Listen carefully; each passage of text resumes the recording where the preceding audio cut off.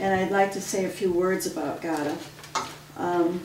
She was born in Amman, Jordan, to Palestinian parents, and received her high school education at Queen Zain, is that there? Yes. Queen Zain School in Amman, and Whiteleaf County Grammar School for Girls in Surrey, England.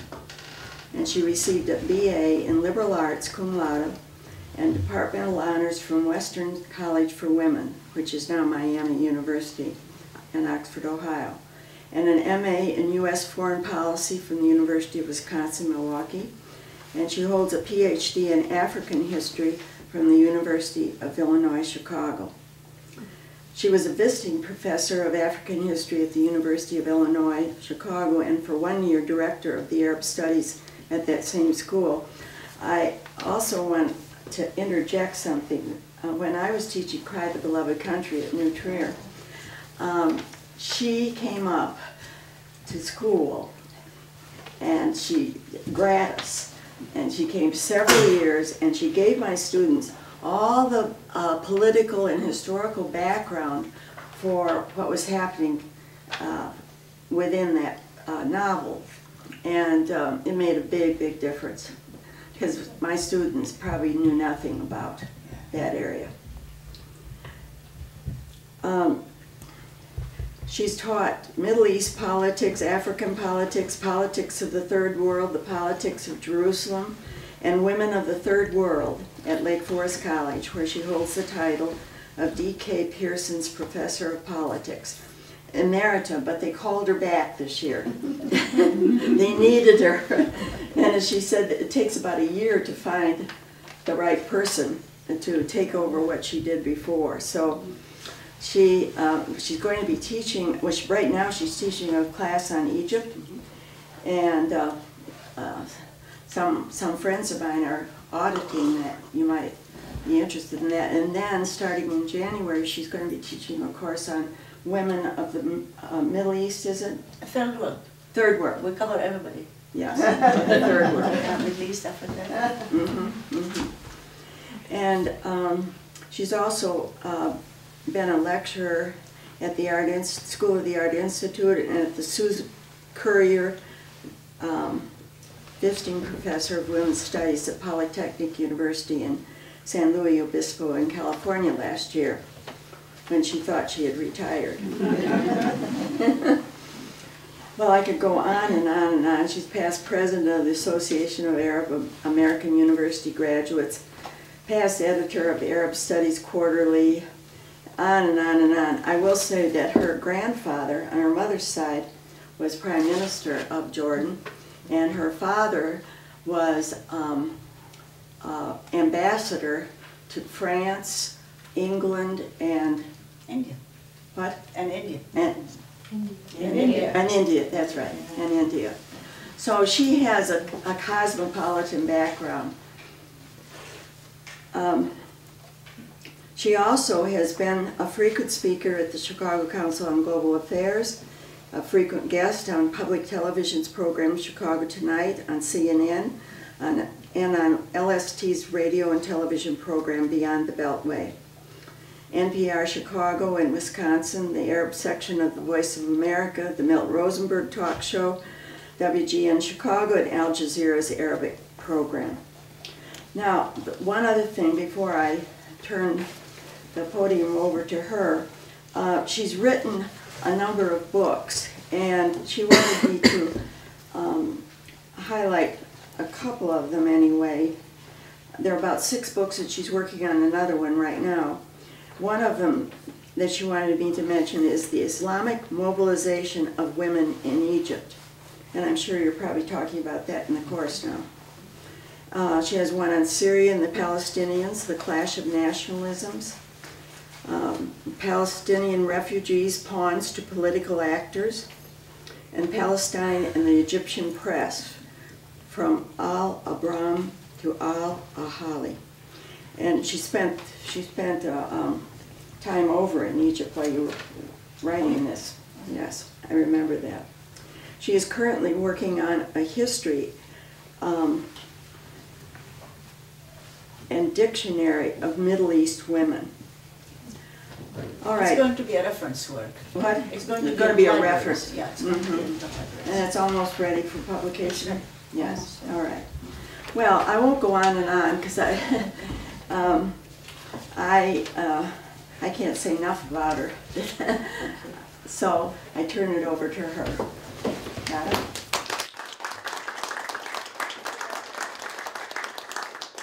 First, I should thank Jane for bringing me here.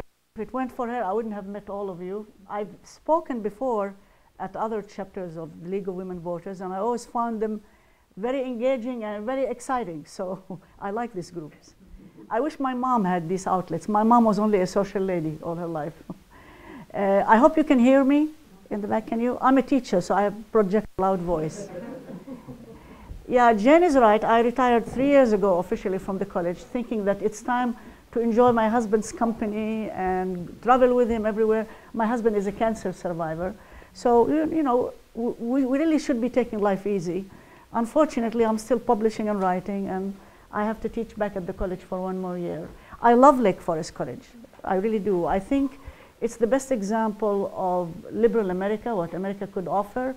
As you know, it was founded by the Presbyterian Board of Missions, which also founded 2 famous universities in the Middle East, the American University of Beirut, which my dad attended, and the American University in Cairo. So this is the best that I think American education could do, is to project their culture and what they have overseas. Indeed, it's been said that education is now and has always been one of the best exports of the United States. I don't believe in exporting Boeing or anything else. I think education is really what attracts people to this country. What keeps us together, what really links us together. It's a very important thing. And Lake Forest is wonderful, a wonderful college. My subject, of course, is in the news. You can hear it every day. But I'm tracking the progress of the women's issue in Egypt. And I appear regularly since January. I've been appearing regularly on NPR all over the country. And most of the interviewers are interested in my book on the mobilization of Muslim women in Egypt. Everybody wants to know about what women are doing. The reason being is that the leader of this current revolution, by the way, it is not known as the Arab Spring. I think that's the way the American media projects its own images on what happens overseas. According to Egyptians, this is the January 25 revolution.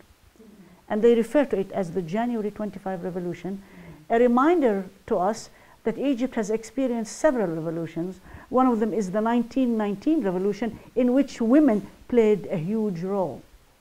So to see women now playing a big role in Egypt in the year 2011 is really not unusual, because revolutions are an extra opportunity for women to be in the public square, for women really to project their knowledge, their organizational ability, and what they can do. And what we have found out is that there is a 26-year-old woman by the name of Asma Mahfouz. Her last name is like the first name, like the last name of the novelist Najib Mahfouz, so you remember her. Asma Mahfouz, 26-year-old. She has a BA in business management from the American University of Cairo. We are not talking about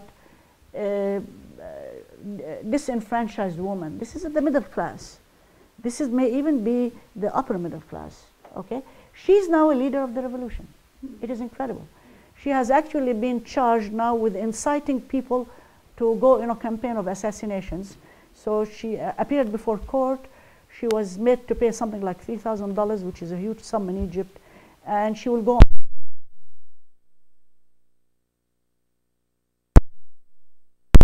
In this revolution, they used the internet. They used Facebook for the first time in the history of any revolution. Younger people, actually the man behind Facebook was a Google executive by the name of Wael Ghanem, who established a Facebook group and began to communicate with everybody. As I keep telling my kids at Lake Forest, don't think that knowing Google is going to get you a revolution. You really have to study first. But this is really fascinating. Women, Google, Facebook, what is happening to the Middle East? The Middle East is really, really changing, okay? This young Asma Mahfouz turned out to be a leader of what we really should call the new opposition in Egypt. And this is now a movement called the April 6 movement, which came in being in the year 2008 in support of a labor strike. This is interesting. This is not really about Mubarak. It is not about women's rights. It was really in support of a huge labor strike in the textile industries north of Cairo, known as Al-Mahalla Al-Kubra. Labor in Egypt had troubled relationship with the government. Unions have always been under scrutiny and have always been disbanded, or their leaders have been jailed. So, but these are really the people who are suffering. They suffer from inflation. They suffer from the after effect of liberalized economic policy in Egypt. You know what liberalized economic policy does? The rich people get richer, the poor people get poorer. Because with liberalization, you get inflation, and you get a higher cost of living. This happens all over the world. President Sadat, of course, began liberalization in 1970. So after a certain class of people became rich, we discovered that a lot of people actually became poorer. So this young woman from the American University of Cairo became the backbone of this movement, the April 6th movement, which is really a movement to support strikes by workers. Okay? And so she began to go on the internet and call people to criticize the government, to criticize Mubarak. And then it became a real movement. I mean, other groups came in. This movement discovered that there's a possibility of a presidential candidate, who of course is Dr. Mohammed Baradei, the head of the International Atomic Commission, a man of tremendous prestige in Egypt, and he was a willing candidate. Okay. Then other groups began to come in, what we call the old opposition, the parties that really didn't succeed to make a dent in Mubarak's dictatorship. And of course, the older parties were greatly alarmed, and to everybody's surprise, even the Muslim Brotherhood is now in the mainstream of the revolution. Well, maybe we shouldn't be surprised, because they are organized, they are really people who know what they're doing. We really should worry about them, not because they're dangerous. I cease to believe that they are dangerous at this point in their history, because I think they're moving in the direction of becoming something like Europe's Christian democratic parties. They know that this is the future. But I think we should worry about them because they may actually sweep everything in Egypt. They really may do it. And they are right now in the street. Notice the contrast. Muslim Brotherhood and women. Muslim Brotherhood is not friendly to women. But what is interesting is what is being debated now by the Muslim Brotherhood and what is being pushed on them by younger members of their group is the issue of women. There are actually 2-3 issues that have been a bone of contention between the Muslim Brotherhood and other parties in Egypt. You might say these are the issues that really make people angry at the revolutionary regime in Iran, at the Islamic fundamentalists all over the world. One of them is called the Great Imamate, or the great leadership position in the Muslim world. You know, the Muslim Brotherhood and the Iranian Islamic Revolution have a kind of a mindset that sort of make them believe they're creating an Islamic state. Let me first tell you, there is no Islamic state in Iran. It is not the classic Islamic state, even though they call it as such. Why? Because Iran has a parliament, and the parliament legislates. So you have secular laws, which is a product of rationality. It is not based on sacred texts, as you would find in an Islamic classic state. But you know, they tell the public this, and the public kind of believes this. Okay? And in Egypt, the Muslim Brotherhood has always lived under the fantasy that they can really construct an Islamic classical state. And we say you can't. This time has passed. The world has changed, women have changed, everybody has changed. So the issue of the Great Imamate for the Muslim Brotherhood, also for Iran, goes as such. They say no woman could ever become head of state. Now, thinking head of state, that it is an Islamic state. In other words, they're perfectly willing to deal with Hillary Clinton in Washington because that's not a representative of a classic religious state. But to have a head of their own Islamic state is something worrisome to them. Okay? The other issue which always comes up is that a Christian cannot become the head of a state. Well, we always tell them that's also nonsense. So you see, women and minorities are the hope of democracy in the Middle East. They really define democracy in the Middle East. Okay? For Egyptians, this is now coming to the fore because the Muslim Brotherhood will have to enter elections. They will have to win the female vote. Incidentally, they sort of stood by for many, many years, since the founding of the Islamic Brotherhood in 1928. They have stood aside and continued to say we will not engage in regular legislative politics, that this is not for them. In other words, they really would rather be a movement rather than a political party. But then they find out that time is passing by and they're really losing. That if they want their program to be enacted, their social program, they really have to play politics. Okay? If they're going to be dictators in the Middle East, good luck. Nobody tolerates dictatorships anymore. Least of all women are not going to tolerate dictatorship. Okay? So these issues are really coming up now to the fore. Muslim Brotherhood will have to be looking for people's votes. They're getting now criticism from their own female ranks, which is the topic of my book that I researched in Egypt in 1976. I found out, and I go to the field when I do my researches. I live in Egypt for 6 months, 7 months, as I lived in Syria as a Fulbright also for 6, 7 months. I have a very nice husband who goes with me to these places. He's now a retired civil engineer, so he's willing to go with me. So what I discovered is, once you mobilize Islamic women, and indeed they mobilize them in universities, most of the hijab women, the women with covering their hair in the universities, were able to take over student associations in all of the Egyptian universities. But they were not really under control that much. Now we find out they really have an agenda of their own. You see, for the men, they think they really control them, that they really regimented them. My feeling is, I may be wrong about that, my feeling is, and I'm a very secular woman, I'm a Muslim, but I'm very secular, is that the hijab and the politics of dress is really a way of regimenting women. I don't wish to let you be antagonistic towards them, because I think they deserve to be welcomed and appreciated and integrated, especially in the United States, in the mainstream of life. But nevertheless, we say that even in this classroom, and I do have veiled women sometimes in class, that this is really a form of regimentation. I don't want anybody to tell me what I wear. Okay, I can dress modestly like anybody else, and Muslim women really, most of them dress very modestly, like my mom taught us how to dress. I don't have to cover my hair to make a statement. That's the point, to make a statement. Well, these women are now voicing discontent, these Islamic women, and it's really amazing. Now, let me also say that there is a whole history of feminism in Egypt. The Arab feminist movement began in Egypt. Everything began in Egypt. As the Egyptians say in popular language, Misr, which is Egypt, is Dunya. Misr is the mother of civilization. Everything started in Egypt. Actually, in Arabic, the term Misr means a country that is urban and civilized. Misr is synonymous with urbanity and civilization. It is such a great civilization. Despite of what you see today about their poverty, their descent into chaos, the history behind them is awesome. So beginning around the turn of the century, around the same time like Susan B. Anthony, and even around the same time of Jane Addams, Egyptian women were demonstrating in the revolution of 1919.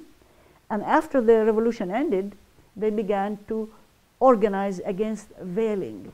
So you see, the history of the veil goes up and down in the Middle East. It is not linear, okay? My mom was veiled, but my mom used to wear a Turkish-style veil, which is just a piece of gauze on the head, and she'd wear regular Western clothes with long sleeves. Now the veil is covering the hair and long, long outfit. The veil in North Africa is a complete cover-up. The veil in Iran is the shadur, a complete black cloak. Okay, women by the 1940s gave up veiling in much of the Middle East. Beginning in the 1970s, they go back to veiling. Very interesting. And believe me, it is not their choice. It's really part of the male culture that sort of springs up. Because the issue of women is about identity. Many political movements believe that they have to regiment women in order to stress and project a certain identity. And we're now living in the time when the Islamic identity is coming to the forefront. So part of stressing the Islamic identity is to actually stress dress and movement of women. Okay? The veil, by the way, never meant seclusion. Actually, even in the days of my mother, veiled women could go anywhere. Indeed, they felt empowered by the veil to go to the street, under the gaze of men, to engage in business, if they needed to engage in business.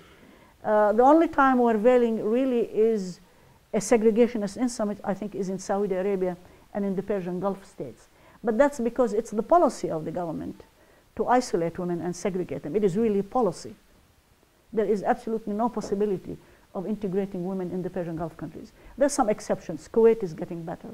Bahrain is getting better, but not Saudi Arabia. Okay? But in many other countries, okay, the veil really is not an impediment to motion and to mobility. The veil can coincide with a lot of integration of women in the workplace, in education, in any venue of life. So beginning in the 1920s, we had this great woman, Ghada Talhami, who's really the mother of all feminism in the Middle East. By the way, you do know where the word feminism originated, right? It originated with the socialist French philosopher Fourier, Charles Fourier. He was a utopian socialist in 1838, and it's called feminism. Everything comes from the French, really. It began to appear in English at the end of the 19th century. I'm finding this out in my research for my historical dictionary. Everything, globalism, comes from the French. It's mondialisation. Everything, you go back to the French. They like words. They invent these words. Really, they're very wordy. So if we know French, we have a good approach. Ghada Talhami, this saint of the feminist movement, was very elitist. She was the daughter of a prime minister, the wife of a prime minister, but she had all the misery of women. She was married at a young age to a man like about 20 years her senior, even though Islam insists on choice when it comes to marriage.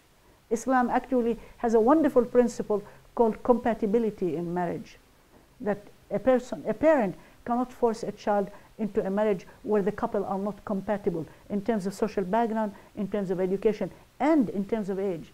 All of this is, of course, forgotten because women really didn't have a say in their choice of partner. And she discovered her husband was already married to another woman. Of course, it was still the polygamous system. So she rebelled and she began her movement against the veil. This is a woman who met Jane Addams, who attended international women's meetings in Italy, in Europe, very international. She got around her a lot of Christian women, a lot of Muslim women, and then one day she decided to take off her veil publicly. So she arrives in Cairo by train. She came by boat from Italy, took the train to Cairo, and she and her secretary, Cezanne Abrawi, in front of all reporters, decided to lift the veil from their faces. The shock on people's faces was just as if you're watching a bra burning in New York in the 1960s. It was considered to be that scandalous. That's scandalous. But then, you know, they got away with it. They had a lot of male reformers. And what you learn from studying this experience in early Egyptian history, which I think you cannot erase, and I think the Muslim Brotherhood cannot erase, is that the liberation of women is part of the national project. A nation cannot advance without its women. And that really is Egypt's history. And so many men supported their movement. Many men who understood that for them to liberate themselves from British occupation, you have to bring the women with you. The women really have to be there with you. You cannot sit back and let things slide by and say it's really a male project. It is not. The women have to be in the forefront of any revolution. Now, what happened is by the late 1940s, Ghada Talhami, by the way, died in 1947. When we got to the late 1940s and 1952, when Egypt had the first socialist military dictatorship of a very popular dictator, Nasser of Egypt, he was very suspicious of all the women's organizations. Not because they were women's organizations, but because they were reminiscent of the age of liberalism in Egypt. In other words, they were tied up with the older political parties which were already discredited in Egyptian life. So what he does, he closes all the women's associations. But he appoints the first female Minister of Social Affairs, tokenism. Usually now, Minister of Social Affairs in many Arab countries is held by a woman. It's tokenism, no more, no less. And Mr. Nasser engages in what we call state feminism. Now that's very interesting. That is, he takes upon himself the duty of introducing better industrial rights, social rights, basically for working women, because he wanted to industrialize Egypt. And in order to mobilize women in the battle for industrialization, you have to give them certain hours for feeding babies, maternity leave, retirement money. All of this was really introduced by the state. So who benefited? lower middle class women.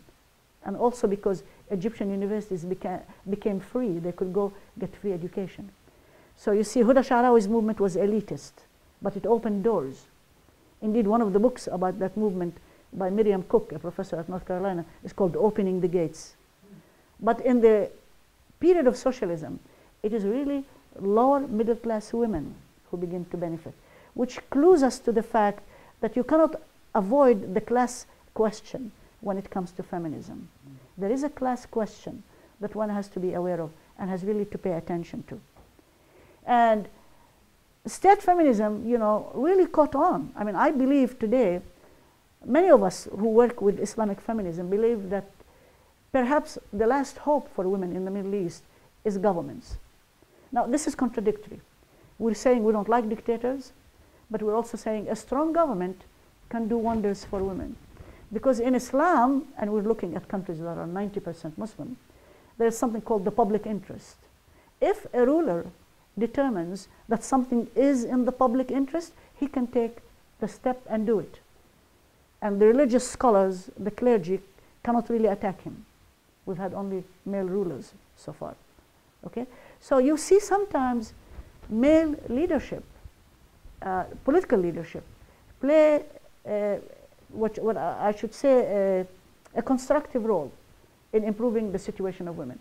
We notice in the Persian Gulf, education becomes a priority of the state, education of women. In Kuwait, it's really amazing because now they are in parliament. Women are really in parliament. In Bahrain, women have been in parliaments. Kuwait had one of the oldest parliaments in the Persian Gulf.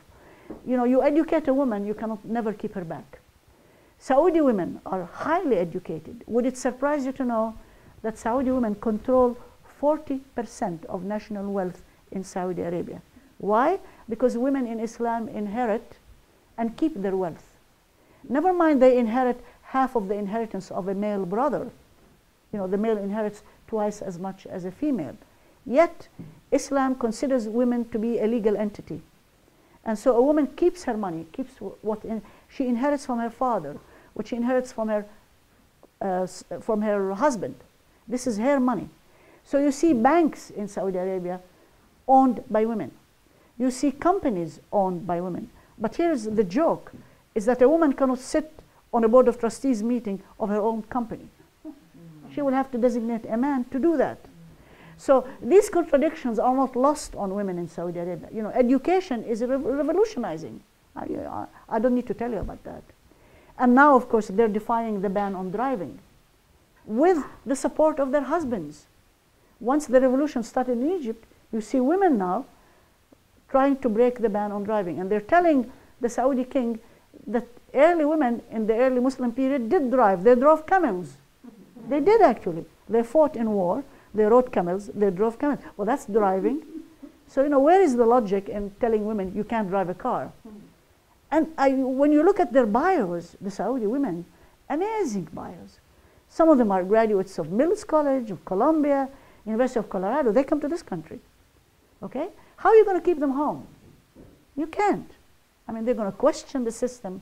They're going to demand a role. This is happening under our own eyes. So education is very liberating, and the state cannot really put the brakes on it as much as it wants. Even in Iran, by the way, women have proved to be formidable critics of the regime. Well, you know what Khomeini did once he came to power in 1979? He issued a new edict which said all women who are employed by the government, including teachers, have to wear the shadur. This is by decree, even though he was really saying something different when women were supporting him in the streets. He was saying women will have a great time under my administration, women will be liberated under the Islamic Republic. All of a sudden, he decrees they have to wear a shadur. Well, they took it, but now they're really fighting back. It is amazing what Iranian women are getting away with. Well, let me tell you, there's a woman called Azam Talhami. She's a daughter of an Ayatollah. There's about 100 Ayatollahs in Iran, and maybe about 10 great Ayatollahs. The Ayatollah, of course, is a rank in their, among their clergy. Azam Talhami ran for president, put her name down in 1997 when, 2007, when Khatami finished his second term.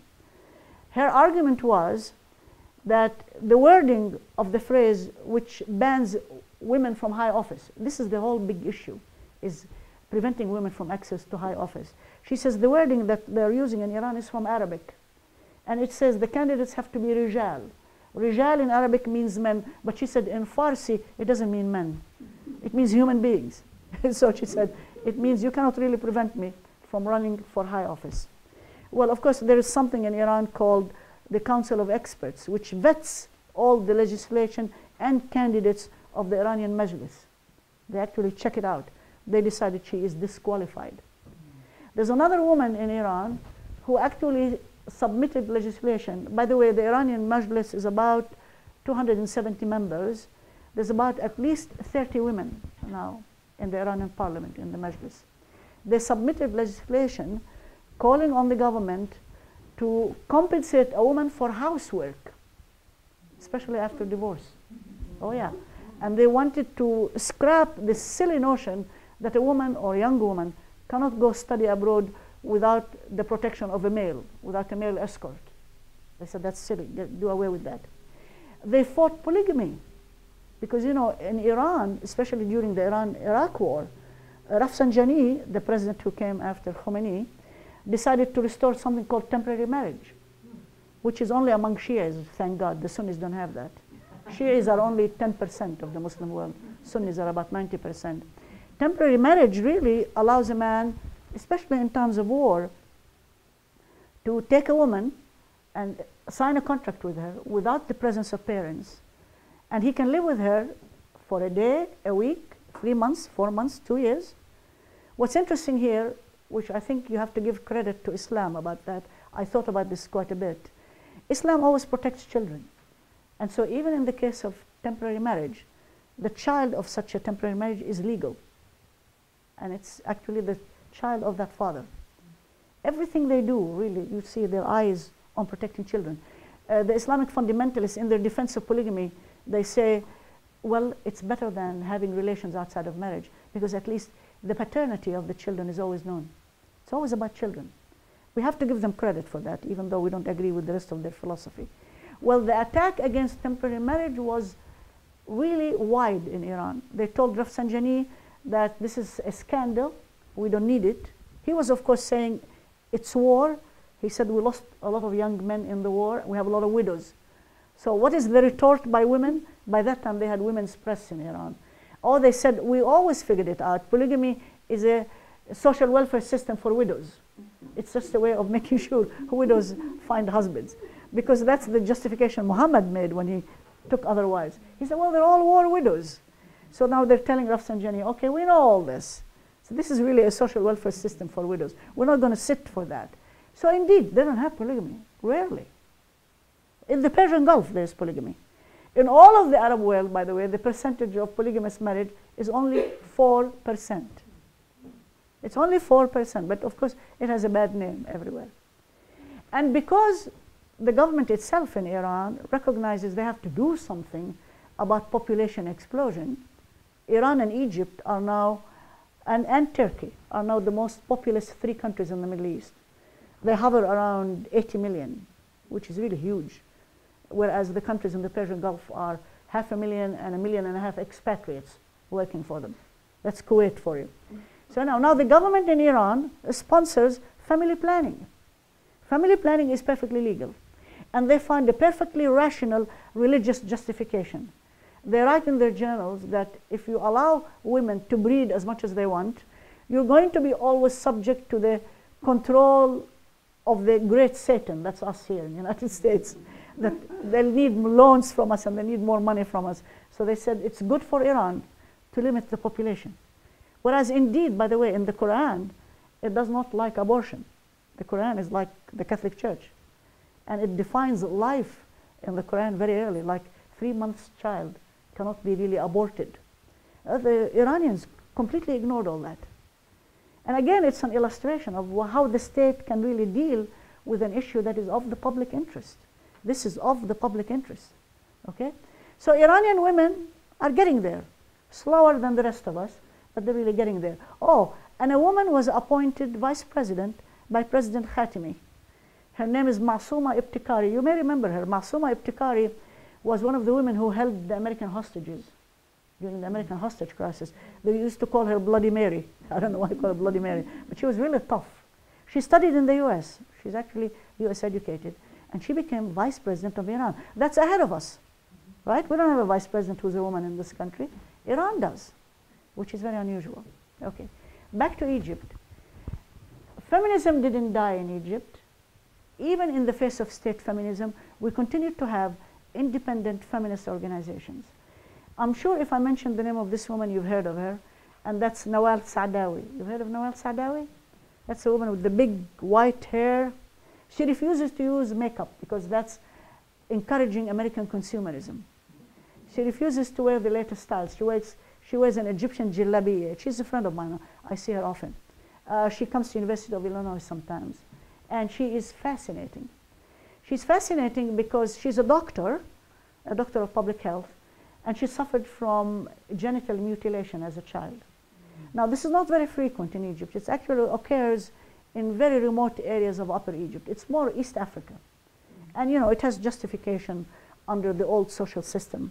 But for it, she was a victim of it in her family, and she's never forgotten it.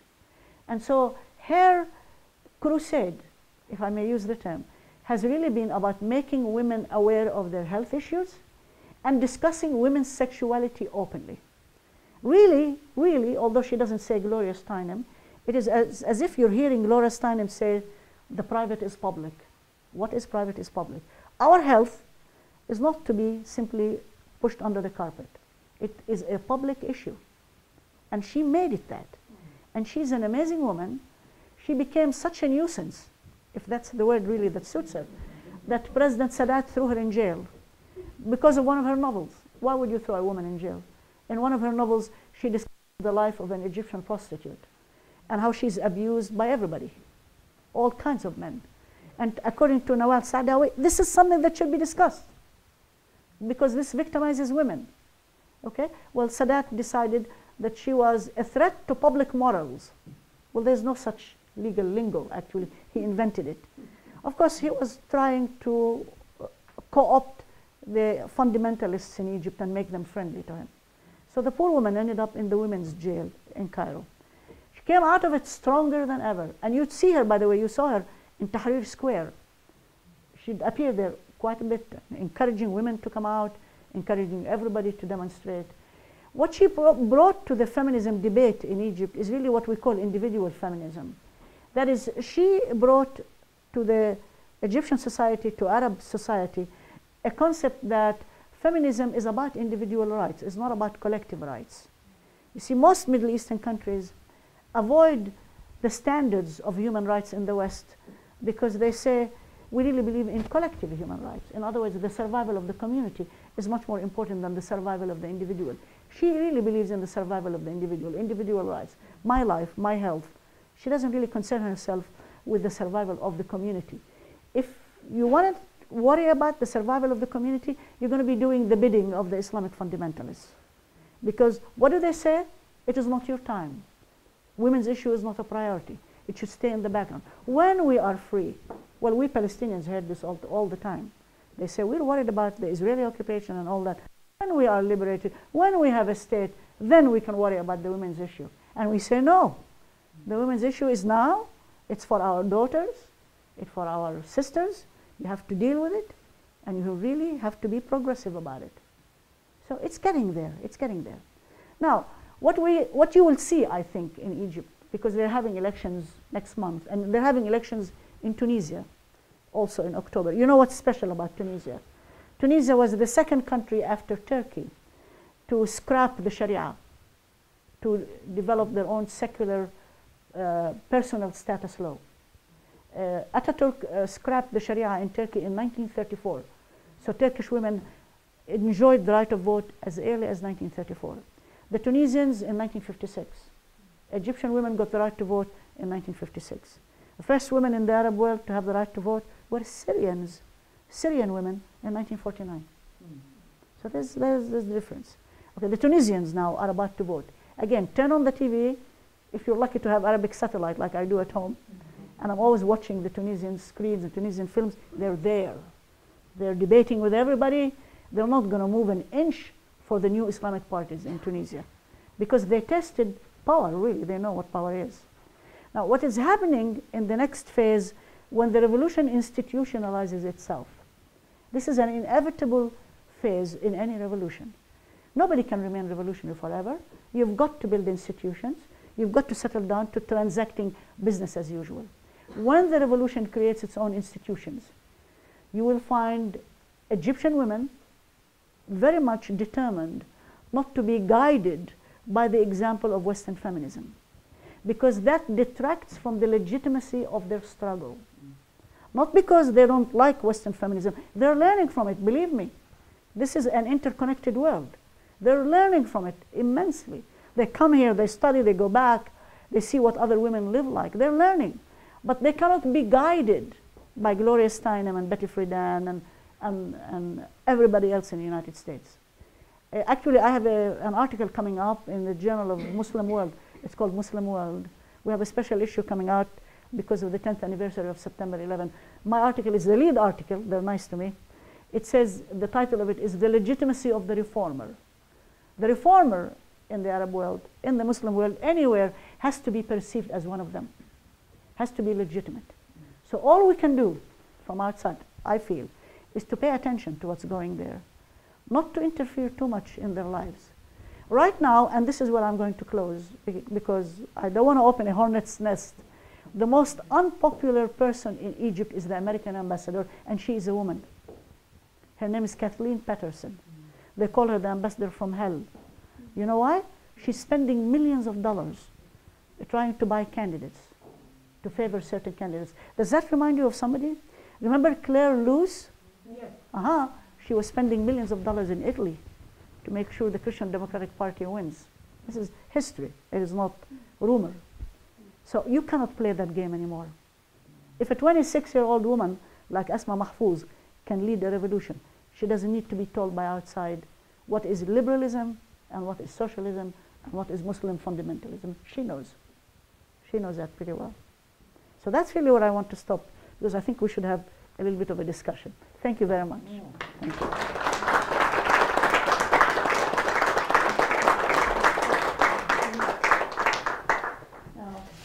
Anybody have questions?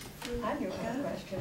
What percentage of the population in Italy is Coptic Christian? Oh, in Egypt. In Egypt. In Egypt. Yeah. Did you hear the question? What percentage of the population in Egypt are Coptic Christian? The government says 6%, the Copts say 10%. There are likely to be between 8 and 10 million. So it is really unfair to call them a minority. I think they are the original people of the land. They are descendants of the pharaohs. And by the way, they are extremely nationalistic. I know. They have always, by the way, rejected the idea of quotas in parliament. They don't want to be elected to parliament on quotas. They say we reject the example of Lebanon. We don't want to be like Lebanon, when there's a quota for Christians and a quota for Muslims. We want to be elected just like everybody else. They're amazingly patriotic, in my view. They're very patriotic. Well, that's why I wondered, would they have any, with this new young woman, would any Coptic women have an opportunity with her? Oh, they will. They will. And of course, Muhammad Baradei is very open to the Coptic community, and he favors them. He really encourages them. A certain wing of the Muslim Brotherhood is making approaches to the Coptic community. There are changes. You see, what this revolution is really a revolution against the old classes, against the old political class. So the Muslim Brotherhood is feeling it. It's feeling the heat.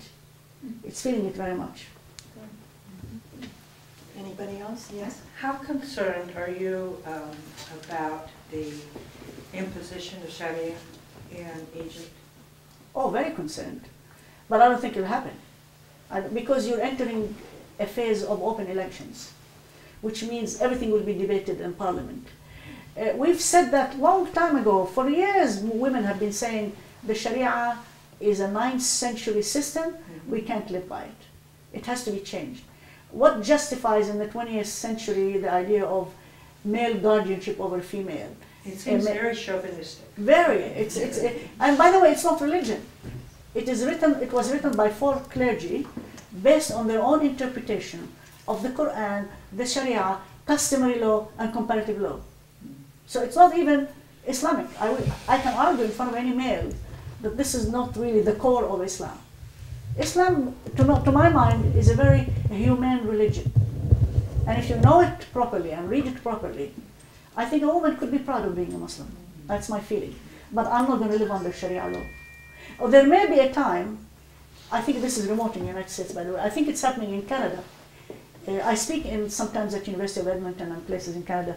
And last time I was there in November, I met with Indian Muslim women over dinner. And they tell me that Indian Muslims or any Muslims in Canada have a choice in their personal status cases to go to Islamic courts or to go to Canadian courts. Of course, there are no Islamic courts as such.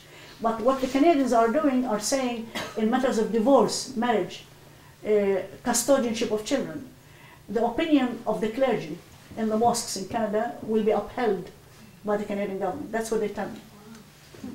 I don't think it'll ever happen here because I think we're all mad at Sharia. And I think good. We don't want that to happen here. We really want to live under secular laws here. Yeah. Yeah.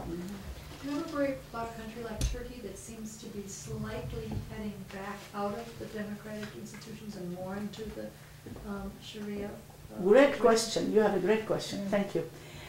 Turkey now, of course, is living under an Islamic government, which is called Freedom and Development, no, Justice and Development, AKP. Muslim Brotherhood is calling itself Freedom and Justice. This is now Justice and Development. There was a beautiful article in the Financial Times just about 2 months ago, and I just told one of my students to read it because she's writing on this. She's writing a senior thesis on the future of democracy in Turkey. I don't think Turkey is abandoning democracy. I think Turkey is moving away from secularism because of the manner in which Ataturk, I think, pushed the secular issue regardless of respect for the identity of people. I mean, he made a real cold break. He even changed the alphabet from Arabic to Latin. He even changed the Islamic calendar. He adopted the Gregorian calendar. He made the Muslim Sabbath Saturday. It's incredible. You cannot take away people's historical memory. I don't think anybody would do that. The Turks, however, were very proud of him. Of course, you know, he was a founder of modern Turkey. Until that kind of pride eroded, because there are newer things happened. Now, Mr. Erbakan, the new and Davutoglu, the new people in government in Turkey, are really Anatolians. They come from the interior. Yeah. They are the people who are not touched by Turkish secularism. Turkish secularism has been really in the cities, among certain classes. That usually happens with these political movements. And by the way, this new class that is now Islamic and democratic are an entrepreneurial middle class. They remind you of something like the Puritan movement in England in the 17th century. They're rich. They're richer than the ordinary Turks. They work hard. And they're proud of their families, proud of their women.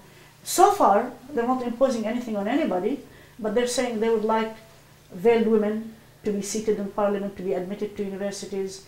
Now, something is barring them from going all out to becoming Islamic. We accuse them all the time of what we call really an Ottoman nostalgia, a nostalgia to the Ottoman age. But something is standing in their way. They would love to, and they're going to, I think, eventually be admitted to the European Union. The European Union is not about to admit an Islamic Turkey. It's actually not even willing to admit the older Turkey because it's Islamic. Now, as of today, I think you know that the European Union is in trouble. It may even dissolve. Yeah, it's now 27 countries. It may not even last because of its economic problems. So they've been very sensitive about certain issues. Yesterday, when it was Ramadan, the president of Turkey hosted a dinner for the Greek Orthodox Patriarch and for the chief rabbi in Istanbul, which is very civilized. And he even promised, particularly the Greek Orthodox rabbi, to restore their properties in Turkey. So they have to make moves to show their humanity in front of everybody else. Because I think at least 50% of Turkey, which is many of them controlled by the military, are very secular. So Egypt will follow this model? We think the Muslim Brotherhood, if it really seizes power, because the Muslim Brotherhood has already made the decision not to be a movement but to become a party. and now they call themselves Freedom and Justice Party. Not all of them. Some of them don't want to do that. Okay, there's a slogan which the Egyptian Brotherhood always used. They said they're always waiting for the Islamization of society. That is, there's a recognition that the process of Islamization is long. That it really doesn't make sense to seize power, create an Islamic government, when there is no Islamic social system. In other words, we don't give them credit for that, but actually they believe in that, that it's going to be a gradual process. People will be educated to go back to Islam. That's what they say. Okay. Once they go for elections, it's going to be a whole different game. It's really different. We think they may even turn to be something like the European Christian democratic parties. You see, sooner or later, they'll enter in a coalition government with another party. And that'll be amazing. They'll have to adjust their program. Could it be like Iran, though? Yeah, well, no, I don't think so. There is no, Iran is only one political party. The Islamic Republican Party. Did you hear this, guys? They call the Republican Party. It is the Islamic Republican Party of Iran. One party. That's it. That's it. Yes. What European countries are going to have any influence in what's going to happen in Egypt? What European government will have an influence? You know, culturally, they're more influenced by France. France weighs quite a bit of influence all over the Middle East, culturally. I don't think they like Sarkozy very much. I don't think they're going to listen to him. I think Libya will be under Sarkozy's control for a while. Don't underestimate our influence in the United States. I think Mr. Obama began in that direction. I think when he went and visited and presented himself like, I come from a Muslim background, I think there was an opening. But of course, you know, I mean, the trouble with these people is that they have long memories. When Mr. Obama says, I'm like you, my father was a Muslim, they said, aha, we heard this before. You know when? When Napoleon came to Egypt as a conqueror, yeah, see, in 1798, he actually issued leaflets and distributed them in Egypt in Arabic, saying, I'm a Muslim, I'm your fellow Muslim. So, you know, the historical memory is tremendous in those countries. They weren't born yesterday. So now they don't like Obama at all, because he's been proven to be all rhetoric and no action. I'm sure many of us feel the same way. Yeah. All words and no action. But I think United States, yeah, can influence them. I think. You are Palestinian? I am Palestinian, yes. But you grew up in Libya? No, Jordan. Jordan. Yeah. Jordan has at least 60% Palestinians. Okay, and tell me what I should think about with regard to the Palestinian state and Israel and the United States' role and all of that. Can we stay all night? Maybe a short answer. Maybe it wasn't appropriate. That's okay. We have a speaker. I just arranged for a speaker to speak at the college on the 15th, a week from Thursday, at 4 o'clock. I think it will be in my auditorium. We haven't picked up the hall yet. He's an official of the Palestine National Authority, and he is touring the country to speak about Palestinian bid for statehood. Okay, the Palestinians now have the support of 120 members of the United Nations for statehood. That's in the General Assembly. If they will get it, I think they will get on the first vote. They will be accepted in the General Assembly.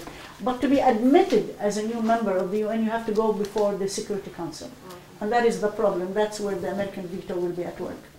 And Mr. Obama and Ms. Clinton are saying, we will veto such a resolution. Now, the reality of the matter is that really there is a Palestinian state already, whether you are aware of it or not, because Palestine is a member of many organizations. It's a member of the League of Arab States as a full member. It's a member of the Islamic Conference. It's a full member. So it's a member of many things already. It has an observer status in the UN, which means it can participate in any discussion on the Palestinian issue, but it doesn't have a vote. I believe it's a member of UNESCO, so yeah. And at one time they tried to be members of the International Labour Organization. They're prevented by the Reagan administration from becoming that. It will be very embarrassing, I think, for the United States to veto the Palestinian application for statehood when at the same time, within a week, we recognized the Republic of the Southern Sudan. Because the history of statehood in the Southern Sudan is nothing compared to the history of Palestinian nationalism. Okay? When you consider the fact that Palestinians at the end of World War I were 90% of the population of Palestine. And then the Balfour Declaration opened the door for Jewish immigration until by 1948, 47, when they received the vote in the UN, we ended up with 1/3 Jewish population, 2/3 Palestinian. Well, that's because of the manipulation of immigration laws. Well, I think what galls Palestinians is that when the United Nations decided to give Israel half of Palestine, the Israelis owned 6% of the total land area of Palestine. Most of them were new, they just came off the boat from concentration camps in Europe. 6%. They won what they won in the ensuing Arab-Jewish war. They won 80% of Palestine by an act of war. The United Nations did not allow them 80% of Palestine. We're now saying that negotiations between Palestinians and Israelis are at a standstill. They're stalemated. There is no hope of getting anything from Mr. Netanyahu. Worse yet, what I think you're observing on the television screen every day is the Judaization of Jerusalem, which is really pathetic, because they take people's homes. They take people's homes. They destroy people's homes. This is constant. There'll be no more Arabs left in Jerusalem very soon. The Christians, by the way, dropped within the West Bank for about 3%. And only 3% Christian Palestinians left in that part of the world. It is time, I think, to make it up to the Palestinians. All I have to say is, and I usually say to many people, this is my opening statement when I speak on this subject, and it usually rings with a lot of people. I say you have to accept the fact that the Holocaust victimized two people, the Jews and the Palestinians. That we were victims of the Holocaust. We didn't have anything to do with the Holocaust, yet we were made to pay the price of the Holocaust. I think once we put this in perspective, then it's time to make it up to the Palestinians. It really is. So, but if you come to that lecture, you'll be excited. That's the 15th at 4 o'clock. 15th at 4, yeah. If you just call the college, they'll tell you what the is. Yes. Would you comment on what's happening in Syria today? Oh yeah, I love to comment about Syria. I lived in Syria for 6 months when I was a Fulbright scholar in 1997. I taught at Syrian University. I taught them African history actually because they know about Middle East history, but better than I can ever know. So I said, what don't they know? They don't know Africa. So I taught African history, and I ended up with a book. I wrote a book on the Palestinians and on Assad. Let me tell you something. Unlike Egypt, this uprising is manipulated from the outside. It is manipulated from Lebanon by people who despise the Assad regime. It is manipulated by an Israeli financier, Strauss-Levy. His name is Strauss-Levy. He's French-Israeli, who held meetings and conferences for the Syrian opposition in Europe to encourage them to move against Assad. It is certainly manipulated by the Saudis. And so we see a real presence of the Muslim Brotherhood in Syria, which has been suppressed for many, many years. And unlike any of the other uprisings, which are really the uprisings of civil society in Tunisia and in Egypt, the uprising in Syria is militant. People have arms. Every day you turn on the screen, you see funerals of the military in Syria. So it's an armed uprising. Now, I have to admit, and I think you all know this, that human rights are really at a low standard in Syria. It's really time for them to clean their act up and to spring people out of jail. Syria has been wonderful to women. Oh my God, they've done wonders to women. They had a woman who's Minister of Culture now, she's the Vice President. Another woman who's a feminist. She's an advisor to Bashar al-Assad, Buthaina Shaban. Buthaina Shaban sits next to him. This is a woman I write to sometimes, I send emails. She doesn't answer me all the time. She's the expert on Syrian women. They created organizations for Syrian women. They have treated the Christians of Syria superbly. I'm waiting to see Hillary slip and say, well, you know, we want a better life for Christians in Syria. Christians in Syria are saying, we don't want anything happening there. Christians in Syria are about 10% of the population. The Alawites, the sect to which the Assads belong, is another 10%. Okay, this is a population of about 27 million. Okay, but the Christians never had it any better than in Syria. Syria celebrates Christmas, Easter, when the majority of Christians there are Greek Orthodox. When the Greek Orthodox patriarch goes to visit the palace or even moves from his house, his headquarters, in old Damascus to another place. He proceeds with a motorcade. He's like a head of state. Nobody even questions that. Nobody questions that. So this is very different than other countries. And I think Bashar al-Assad may not last. I mean, I think that the time has passed, but he will last. What will come after him, as far as I'm concerned, will be very disappointing. And we shouldn't be too hasty to open up this country, because the chaos will spill in Jordan, it'll spill in Lebanon, it'll spill in Iraq, it'll involve Israel. This is really too central, right in the middle of many other countries. It's too dangerous for anything to happen. Is that all the questions? Well, thank you very, very much. Oh, one more. One more. One more. I had a question. I lived in Turkey in the 1970s, and my sister was in Cairo, and I visited, and at that time, you rarely saw women wearing a veil. What is the reason for them, so many, I think, educated Egyptian women taking the veil? Okay. The Islamic teaching about the veil supposedly uses or refers to a statement in the Quran which says you are to cover your neck. It says bosom. You are to cover your bosom. You know, the language of the Quran is very, I don't want to call it archaic because it's superb language, but it's like dealing with Shakespearean or Chaucerian English. I mean, the ordinary Arab struggles to understand the Quran. As we study it in school, it's really challenging. Okay.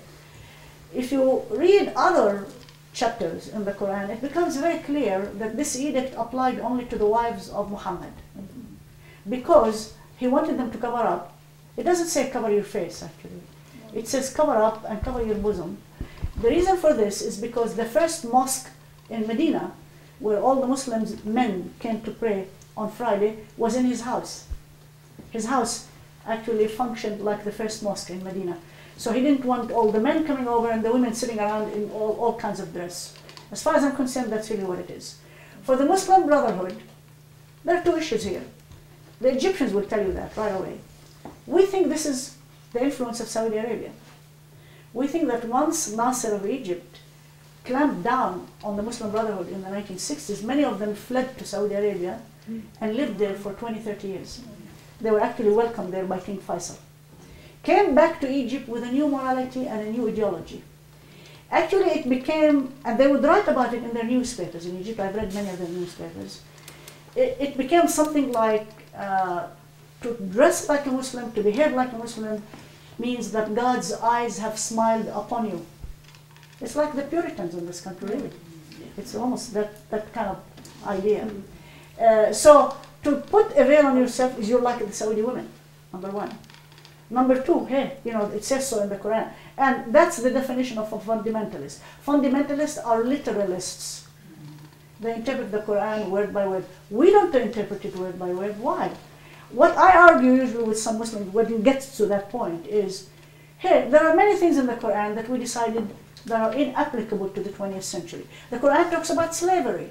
It talks about the rights of slaves. Well, there are no slaves anymore. So how come we ignored sections about slavery and we don't want to ignore things about women? You know, it's time to open up. The 20th century needs a different interpretation of the Quran. And that's not lack of religiosity, that's simply rationality.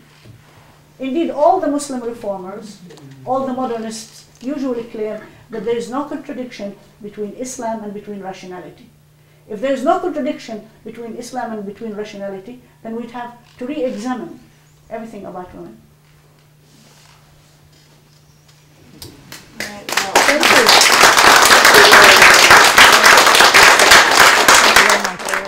Thank you. well, thank you all for coming. And you can sign up right out there. And I hope to see all of you at some of our other meetings and functions. Thank you for coming.